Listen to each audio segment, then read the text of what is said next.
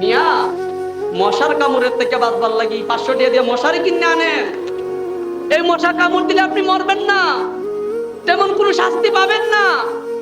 আপনি মশার কামড় থেকে বাঁচার জন্য মশারি টানান, কিন্তু জাহান্নামের আগুন থেকে, জাহান্নামের শাস্তি থেকে বাঁচার জন্য মসজিদে আসেন না। আফসোস আপনার জন্য।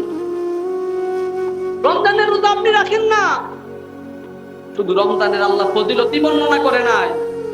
আল্লাহ বলতেন এই রোজা যারা না রাখবে তাদের আমল নামাগুলো দেওয়া হবে বাম হাতে, কলিজাটা ছিদ্র করে হাতটা পিছনে নিয়ে দেওয়া হবে। আবার আমল দিবে না, আমলটাকে একটা শাস্তি স্বরূপ বানাইবেন, জাহান্নামের কয়লা বানাবেন, তারপরে আপনার হাতে দেওয়া হবে। এত সহজ ভাববেন না। দুনিয়াতে বর্তমান আয়ু হচ্ছে 53 বছর, কেউ একটু বেশি বাঁচে, কেউ কম বাঁচে। সর্বোচ্চ 50, 60, 70, 80 বছরের উপরে মানুষ এখন বাঁচে না। আপনি 70 বছর, এর মধ্যে আবার মাইনাস করেন 12 বছর, অর্থাৎ 12 বছর ইবাদত না করলে আল্লাহ আপনার কাছ থেকে এর কৈফিয়ত নিবেন না। 12 বছরের পর যে কয়টা বছর হায়াত পাইবেন, এই সামান্য 20, 30, 50 বছর আল্লাহ 24টা ঘন্টা দিছে। আমার নবীর নামের 12 অক্ষর, আল্লাহর নামের মধ্যে 12 অক্ষর, এই 12 দিয়া 24টা হরফ বানাইলেন। এই 24টা হরফ দিয়া 24টা ঘন্টা আল্লাহ নাজিল করলেন। এই 24টা ঘন্টা আল্লাহ বলে না ইবাদত করার জন্য, আল্লাহ 12 ঘন্টা বলে না ইবাদত করার জন্য। 5 ওয়াক্ত নামাজ পড়তে 1 ঘন্টা সময় লাগে না, তারাবির নামাজ পড়তে 2 ঘন্টা সময় লাগে না, 1.5 ঘন্টা। আপনি এই সময়টা পুরো 12 মাস আল্লাহ চাইলে দিতে পারতেন রমজান, পুরো 12 মাস চাইলে আল্লাহ তারাবির হুকুম, রমজানের হুকুম করতে পারতেন, আল্লাহ করতেন না। 50 ওয়াক্ত নামাজ নাজিল করছিলেন।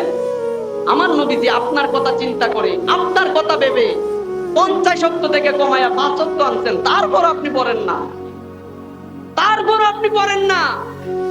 30 বছর, 50, 100 বছরের হায়াতটা সুখে থাকার লাগি দুনিয়াতে কাটাই দিচ্ছেন, রং তামাশাই কাটাচ্ছেন, একটু ভালো খাইবার লাগি, একটু ভালো পড়ার লাগি, সমাজে একটু হাই কোয়ালিটির জন্য, সমাজে একটু ভালো দেখানোর জন্য নিজেরে আপনি ইবাদত বন্দেগী সব চাইরা এই দুনিয়ার মধ্যে বইরে আছেন, এই 50 বছর সুখে থাকার লাগি।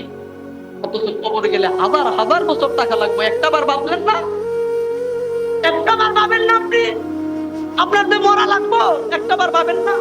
অনেক জায়গায় দেখবেন মানুষ মরলে চেহারা কালো হয়ে যায়, বিছানার মধ্যে প্রস্রাব পায়খানা করে দেয়।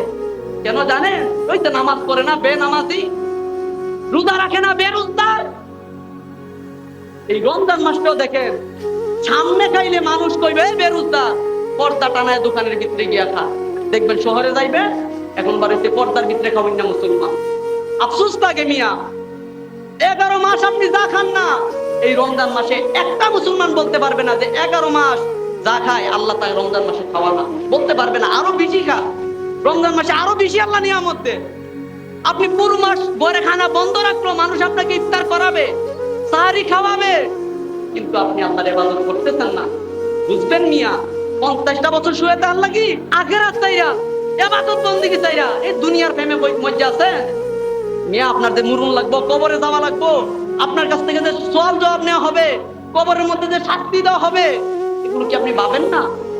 আপনি দেখেন না মিয়া, আপনি আজকে উফ করলে আপনার আত্মীয় স্বজন পাশে এসে দাঁড়াই যায়।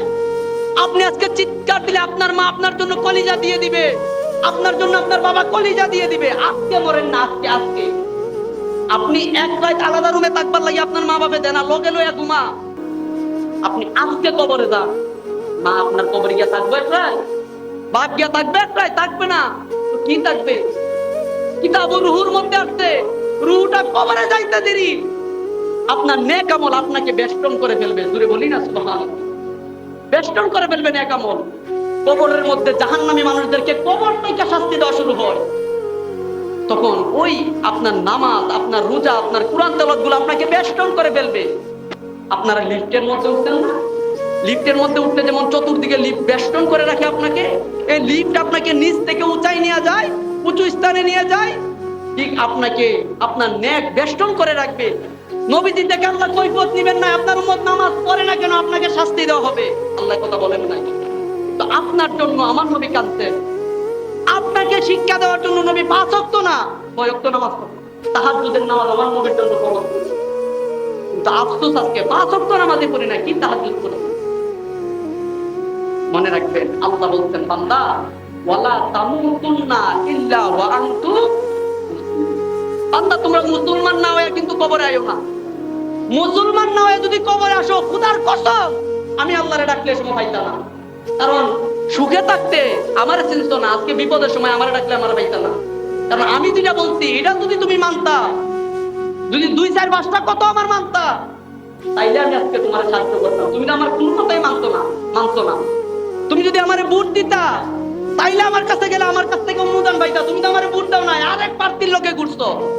তোমার প্রার্থী শয়তান ইবলিস, তুমি ওই প্রার্থীর সাথে ঘুরছো। আজকে ইবলিস সেটা হোক কবরে সাহায্য করার জন্য, আমি আল্লাহরে ডাকবো না। আল্লাহ কইছে ওয়ালা তামুতুন্না ইল্লা ওয়া আনতুম মুসলিমুন, মুসলমান না হয়ে মৃত্যুবরণ করিও না। এখন বাপ মুসলমান, মা মুসলমান, মুসলমানের ঘরে হইছে মুসলমান না। পৃথিবীর কোন মানুষ বলতে পারবে না মুসলমানের ঘরে হইলে মুসলমান। আপনি হিন্দুর ঘরে হইলে আপনি হিন্দু, খ্রিস্টানের ঘরে হইলে খ্রিস্টান, সাঁওতালের ঘরে হইলে সাঁওতাল, বিধর্মীর ঘরে হইলে বিধর্মী, কিন্তু মুসলমানের ঘরে হইলে মুসলমান না।